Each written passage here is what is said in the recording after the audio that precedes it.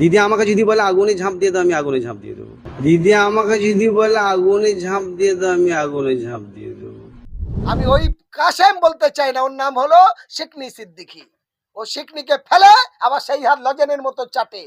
এই যে জুতো গু মারা, সেই জুতোটা ধুয়ে নিয়ে বুকে করে নিয়ে আবার পুজো করে। বাংলার মানুষ বুঝেছে ফুরফুরা শরীফের সমস্ত পীরজাদা, পীর সাহেব, পীরগণ, মরিদ, ভক্ত সকলকে আমি যথাযথ সম্মান শ্রদ্ধা জানিয়ে বলি, গোটা ফুরফুরা শরীফের পবিত্রতারে অপবিত্র করেছে যে তার নাম হলো ওই শিকনি সিদ্দিকী। এটা সবাই জানে। গোটা ফুরফুরার যে মান সম্মানকে ডুবিয়ে দিয়েছে তার নাম শিকনি সিদ্দিকী। তাই আজকের আল্লাহর প্রতি বিশ্বাস নেই, ইমানের প্রতি বিশ্বাস নেই, ইসলামের প্রতি ভরসা নেই, টুপিটা খুলে হিপ্পি চুল আঁচড়াচ্ছে। ফলে আজ কলঙ্ক হয়ে গেল পীরের নামে, আজকে ইসলামের নামে ভণ্ডামি করছে। ছি ছি ছি ছি ছি, লজ্জা লাগে না? অর্থের আর ক্ষমতার লোভের জন্য নিজের ইমানকে বিক্রি করে দিল ওই শিকনি সিদ্দিকী। কাসেম সিদ্দিকী চটি চেটে প্রার্থী হয়েছে, কারণ মমতা বন্দ্যোপাধ্যায়ের কাজ ছিল, আমি শুরু থেকে বলছি, নামগুলো শুনে নিন। প্রথম ইমাম বরকতিকে তুলেছে আর ফেলেছে, তারপর ছাটাই। তারপরে করলো কার? লাখোদা মসজিদের ইমাম কাসেমকে তুলেছে আর ফেলেছে, ছাটাই। তারপরে তুলেছে কার? তো সিদ্দিককে তুললেন আর ফেললেন, তারপর ছাটাই। আবার কাসেমকে তুলেছে, কাসেম হয়ে যাবে বাটাই। সময় আছে, অপেক্ষা করুন, আমি প্রমাণ করে দিই। হাজি কৌসার আলী মল্লিক, ববি হাকিম বইছে 2021-এ কলকাতা প্রেস ক্লাবে বললেন আমার বড় নেতা, তারা চুল দিয়ে মোছে না। আনোয়ার পাশা এমআইএম নেতা, তারপর শফিকুর এমআইএম এর নেতা, অনেক আদর করে ঘটকালি দিয়ে মোয়ালা ফালা পরিয়ে তৃণমূলে নিল, তারপর জুতো দিয়ে পালিশ। এই 4 দিন আগে আজকে সেই নেতাগুলো আমার সাথে যোগাযোগ করছে, হোসেন ভাই বিকল্প কিছু ভাবুন, বাংলা দ্বিচারিতা মমতা ব্যানার্জি, আপনি একটা রাস্তায় দেখুন। ফলে আমি তো জানি কাসেম সিদ্দিকীর অবস্থা তাই হবে, এবং ওই প্রতিকুর রহমানের অবস্থা তাই হবে, আরো যারা যাচ্ছে তাই হবে।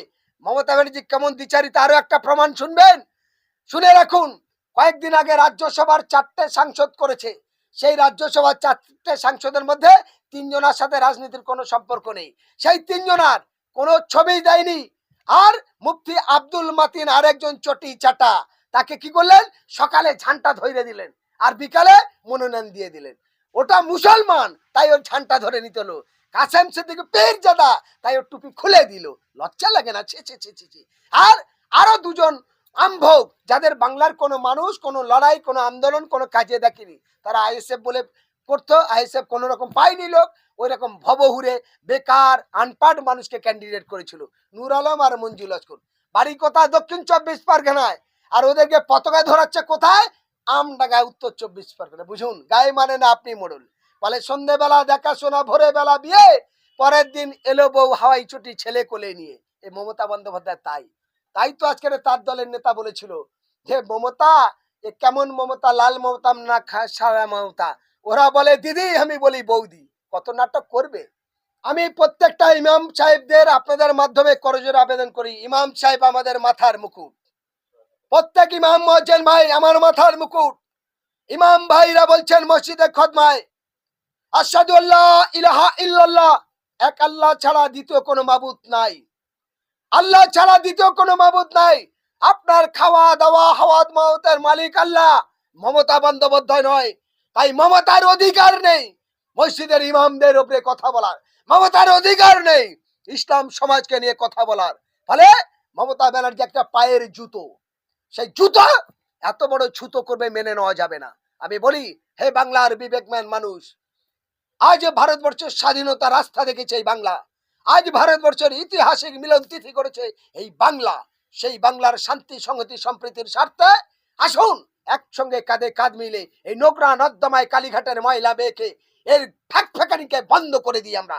কারণ এই বাংলা সুন্দর সম্প্রীতির বাংলায় মানুষের মধ্যে ভেদাভেদ আর হিংসা আর রাজনৈতিক আর ধর্মের হিংসা ছড়িয়েছে কে? মমতা ব্যানার্জি আর এই নরেন্দ্র মোদীরা। তাই মমতা ব্যানার্জি বলেছিল এ ভারতবর্ষের सबसे अच्छा सीएम है, मुख्यमंत्री है हमारा भाई नरेंद्र मोदी। और नरेंद्र मोदी বলেছিল हमारा दीदी है बंगाल में, इसीलिए उसको मिठाई अच्छा लगता है, उसका प्यार का बात अच्छा लगता है। বাংলার মানুষ ভুলে যাবেন না যেদিনকে নন্দীগ্রামে প্রথম সভা করতে আসে নরেন্দ্র মোদী, সেই মমতা বন্দ্যোপাধ্যায় দৌড়ে গিয়ে নিজের বুলেটিন গাড়িটা দিয়ে দিয়েছিলেন, আর নিজে পোষা নূতন করে শাল নিয়ে ছুড়ে দিয়ে তার গলায় পরিয়েছিলেন, তার নাম মমতা বন্দ্যোপাধ্যায়। ফলে মমতার বিজেপির কি সুন্দর সেটিং আপনারা জানেন।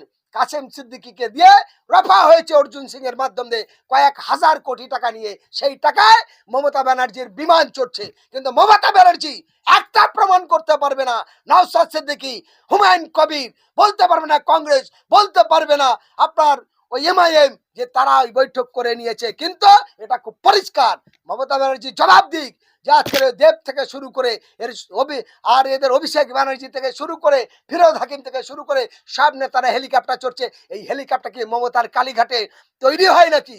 এই হেলিকপ্টার টাকা কোথায় থেকে আসছে? ফলে দুর্নীতির সীমাবদ্ধ ছেড়েছে। আমি বাংলার মানুষের বলতে চাই, আপনারা বাংলার শিক্ষা, স্বাস্থ্য, কর্মস্থান যদি সঠিক জায়গায় নিয়ে যেতে চান, তাহলে এই দ্বিচারিতা মমতার থেকে সাবধান হন। আজকের বাংলায় শিল্প আসছে না কেন? পশ্চিমবঙ্গে এত টাকা দেনা করেছে, একটা বাচ্চা জন্মালে 81,784 টাকার দেনার বোঝা নিয়ে তবেই বাংলার সূর্যর আলো দেখবে। তাই কোনো শিল্পপতিরা আর বাংলায় শিল্প করতে আসছে না, আর আসবেও না।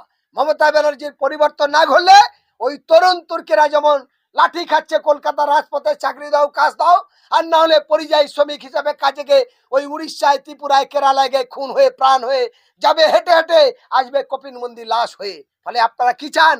আমার দেশের ছেলে, বাংলার ছেলে, তারা ডি ভোটার হয়ে জেলে থাক, তারা বাবা মায়ের মুখে ভাত দিতে গিয়ে বাইরে গিয়ে লাশ হয়ে বাড়ি ফিরুক, নাকি এলাকায় থেকে শান্তি শৃঙ্খলা বজায় রেখে কাজ চাই?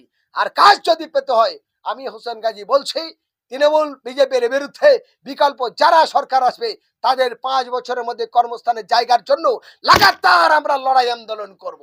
যদি না করে সেই সরকারের বিরুদ্ধে আবার ফের আমরা লড়বো। আমরা মমতার মধ্যে প্রতারক নয়, ধোকাবাজ নয়। অর্থ গদিয়ার ক্ষমতার জন্য এরা মানুষকে মারতে, খুন করতে পিছুপা হয় না, এরা মানুষের জীবন নিয়ে খেলতে পিছুপা হয় না। আজ বাংলা বাড়ির নামে কত দুর্নীতি, সব তৃণমূলের চামচাগুলো, যার ছাদওয়ালা বাড়ি আছে, যার পাকা বাড়ি আছে, তারা পারছে, গ্রামের সাধারণ গরিব মানুষ পায় না, আর পেলে তাদের 20,000 টাকা করে বাঁ হাত ঘুরে টাকা নিতে হচ্ছে। আজকের বলুন, যারা বড় বড় কথা বলছে, আমি যদি প্রমাণ করি যে আজকের যারা তৃণমূলের এমপি হচ্ছে, এই এমএলএ ভোটে দাঁড়িয়েছে, আমি দেখলাম বাসন্তীর প্রার্থী হতে গিয়ে 20 কোটি টাকা দিতে হয়েছে, অভিষেক ব্যানার্জি নিয়েছে। আজকে বাহারুল ক্যানিং পূর্বের 35 কোটি টাকা দিতে হচ্ছে, পরেশ দাস 16 কোটি টাকা দিতে হচ্ছে। বাপের টাকা নাকি? এরা যদি ক্ষমতায় আসে তাহলে এরা এলাকায় কি কাজ করবে? এলাকার রাস্তা কি হবে? এলাকার শিক্ষা, স্বাস্থ্য, কর্মস্থান কি হবে? মানুষ সেবা কি করবে? এরা তো নিজের জন্য দিয়েছে। 16 কোটি টাকা, 20 কোটি টাকা, 30 কোটি টাকা মামুলি ব্যাপার নয়। ফলে আপনার রাস্তা সর্বনাশ হবে, গরিব মানুষের নামে চুরি হবে, সরকারি গাছ চুরি হবে। এরা হলো সেই দল। পারলে মন থেকে ঘৃণা করো। বিজেপি যত সাম্প্রদায়িক, যত অত্যাচারী, তার থেকে 10 গুণ বেশি হলো মমতা বন্দ্যোপাধ্যায়। কারণ খাল কেটে কুমির এনেছে এই মমতা বন্দ্যোপাধ্যায়। বিজেপিকে জোট করে এই বাংলায় ক্ষমতায় এনেছে এই মমতা বন্দ্যোপাধ্যায়। মমতার জন্য আজকের বিজেপি 77টা বেলে, মমতা বিজেপির দালাল বলে আজকে উড়িষ্যায় প্রার্থী দিয়েছে, আসামে প্রার্থী দিয়েছে। উড়িষ্যায় একটা সিট 5,000 ভোট পাবে না, আসামে 5,000 ভোট পাবে না, ওখানে গিয়ে বিজেপি দালালি করছে। আর এখানে মমতা বিজেপির হয়ে দালালি করে আইএসএফ এর নামে বদনাম করছে, সিপিএম এর নামে বদনাম করছে, কংগ্রেসের নামে বদনাম করছে, হুমায়ুন কবিরের নামে বদনাম করছে, এমআইএম এর নামে বদনাম করছে। আরে ভাই, ওদের আগে জঙ্গি তো তুই মমতা বন্দ্যোপাধ্যায়। তোমার দল, তোমার সরকার চামচাগিরি করার জায়গা খুঁজে পাচ্ছ না। আজকের একরামুল বাগানি আর আপনার মোফাক্কের ইসলাম, সেখানে তারা কোনো সন্ত্রাসী করেনি। যেখানে হয়েছে সেখান থেকে 17 কিলোমিটার দূরে তিনি কথা রেখেছেন। এবং ডিএম কে ডেকে নিয়ে, এসপি কে ডেকে নিয়ে মালদার ডাইরেক্টলি বলেছে আমরা পারছি না, আপনি দয়া করে জনগণকে বলুন যে অবরোধকে তুলে নিতে।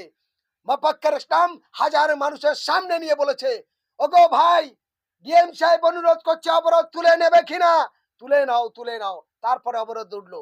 তাহলে মমতা ব্যানার্জি দ্বিচারিতা, চিটিংবাজ, প্রতারক, কালপিট।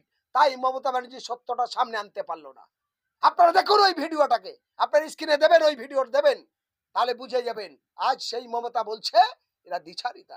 আমি এই প্রতারক মমতা বন্দ্যোপাধ্যায়ের বিরুদ্ধে আপনাদের বলি,